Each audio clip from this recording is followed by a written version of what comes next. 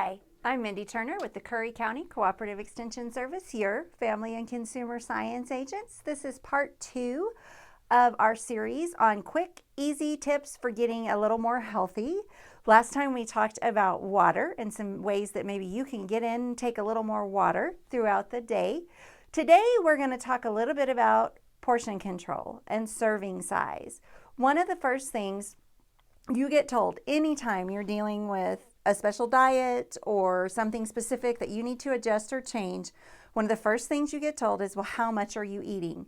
Consider your intake of calories, your intake of fats, your sodium intake, all of those parts and pieces. How do you know what those are?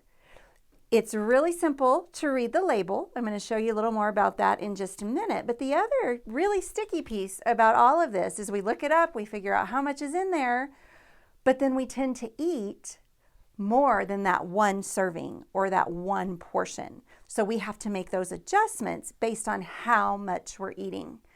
It's also very possible that a lot of times we eat till we're full and then we eat more because there's more there. So we intake more food than we actually need, especially when it's those yummy things that we really like. So let's talk a little bit about how you might do a better job controlling your portions and what you eat. This is not with going into this with the idea of, well, there's all these things you shouldn't eat. Depending on what type of special regulations you have health-wise that you've talked about with your doctor, you may have things that you're avoiding, specific foods you're not eating. What we're talking about today is regardless of what those foods are that you're eating, being aware of what a serving size or a correct portion of that food happens to be. Okay, so we're going to say, first of all, to start off your meal, drink a glass of water. We talked last time, you can infuse your water, you can have flavored water, you can water down some of your favorite sugary drinks, maybe to get a little more water in. But drink that glass of water before you start to eat.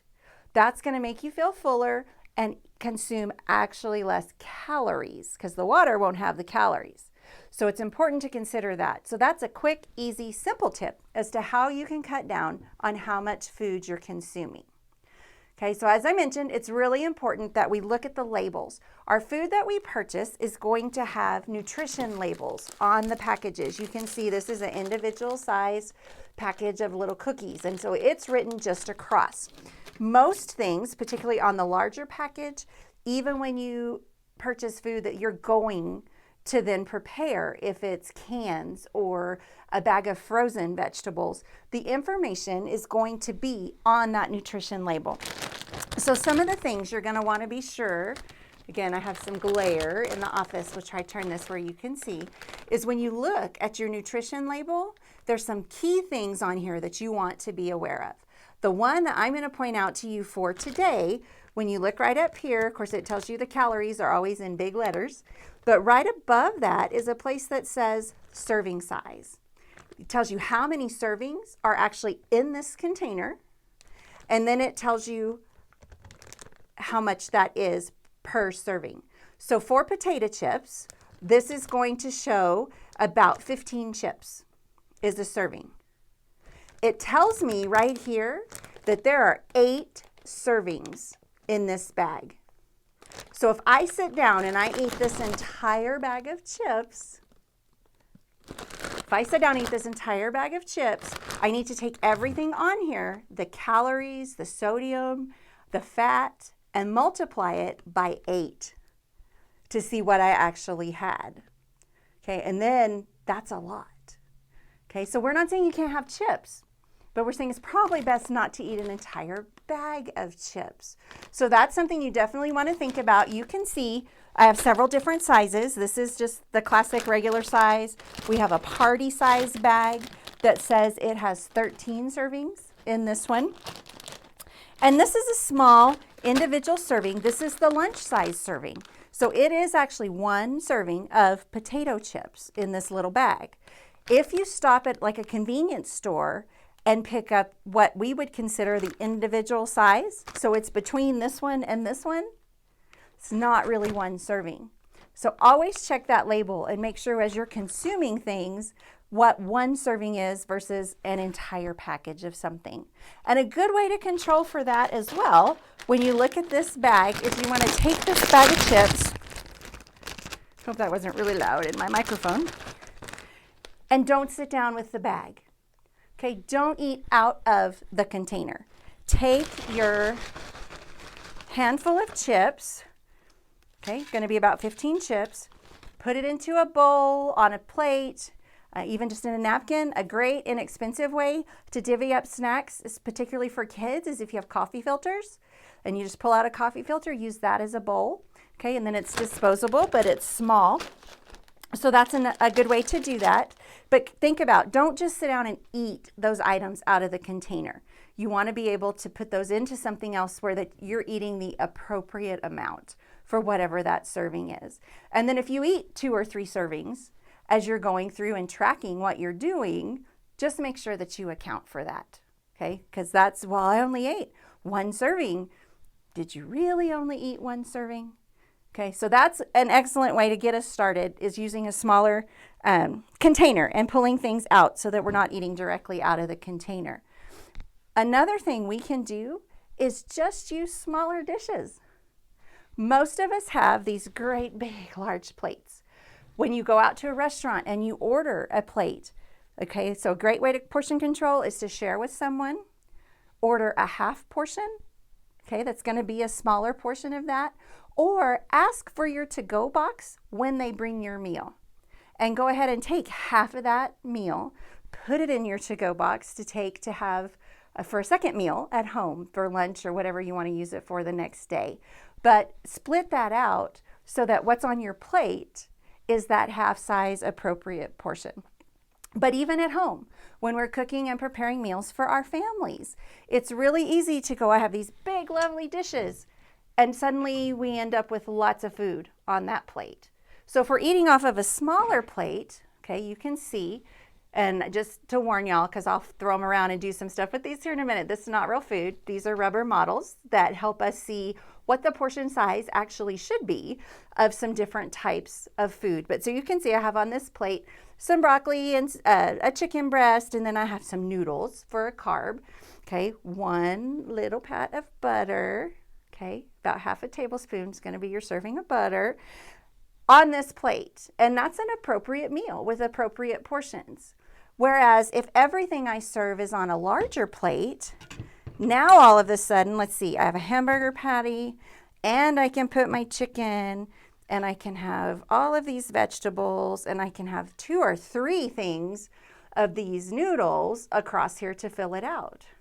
So I've almost, and it's not quite double the size of the plate, but it's almost double the portions of the food. So really thinking about just using a smaller plate can go a long way toward consuming less food at each meal.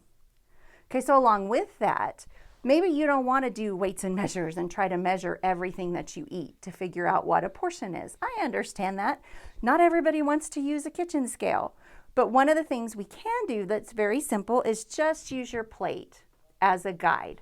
So some of the things you want to consider, a salad, vegetables, those things are going to be about half your plate. So about half of that, okay? And this is an example. One of the things you can get from my plate, obviously this one was designed for kiddos, but we can use it as adults as well, kind of lays out for you within the different food groups, the different areas, what you would want to have appropriately for those things. So that fruit, vegetable, salad piece, you're going to want to have half your plate. Okay, then when we talk about your high quality protein, which means your lean meats, it can be beef, pork, chicken, fish, whatever that is that you like, but you want it to be a lean cut for whatever that is. That's going to be about a quarter of your plate. And then when you look at your complex carbs, so these are your whole grains. We had those noodles here a little bit. Again, a quarter of your plate. Most of us grew up, your starches were half your plate because that was filling and it was inexpensive. It's what we could afford to eat. But we need to really focus on the fact that those high carb, more starchy things, maybe we don't need to consume quite as much of those things. So a quarter. And then your high fat foods. Okay, so that was, we talked about the butter, the same thing. This is what a serving of peanut butter would actually look like. Okay, is about that size. So consider, and a cheese, you know, your little square ounce block. This is 3 servings of cheese. Let's see, I keep dropping the cheese to show that. Okay, and again, even when you're not using your plate, there's some simple ways that you can accommodate and think about what are the portions that I need? What should I be consuming? And one of those is just by using your hand. So when we talk about our high protein foods, so our meats, we want it to be a palm size. So you can see my hamburger patty is a palm size. For women, we're going to do that, a palm size. For men, okay, their metabolism's different. They burn things differently. So we're going to say they get 2 palms. Okay, so they might get the double burger. Same thing, like this is the chicken breast, about a palm. I also have a steak. You can see this one's a little longer because of the way it's shaped, but about a palm size for that. When we talk about our vegetables and our salad, we're going to make a fist. So a fist size, so here's just my green beans, about the size of my fist. Same thing, here's the broccoli. And same thing, women, typically it's going to be 1 fist. Men get to be the 2-fisted eaters, okay? They're going to get 2 fists to make a serving for that. Your high carb foods, when we talk about, again, the noodles, the rices, your breads, when you cup your hand and it fits within a cupped hand, that's going to be your portion, okay? 1 cup for women, 2 cups for men. And then our high fat foods, a good way to do that, some of us are not real good at gauging, oh, that's a tablespoon, oh, that's a teaspoon, how much is that? Thumb size. 1 thumb for women, 2 thumbs for men, but that's how you're going to gauge your actual serving for those high fat things. Butters, oils, even nuts, okay? And that's typically, again, when we consume nuts, they're a great source of protein. They're a little higher in fat, so we just need to be really careful about how many of those we are really consuming at a time. So if you're really taking it serious and you really want to work on what you're eating, how much you're eating, start a food journal. Keep track of how much you're taking in. Eventually, as you do that, you'll train yourself to recognize what those portions are, how much you're eating when you feel full, and know that you've had enough to eat. Okay, so again, this is our series on some quick healthy tips. If you just try one of these things to make an adjustment, that's a step in the right direction for working toward a healthy lifestyle. We have some publications that we're promoting, highlighting from our cooperative extension service with New Mexico State University. This time, one is Nutrition Facts for Better Meals.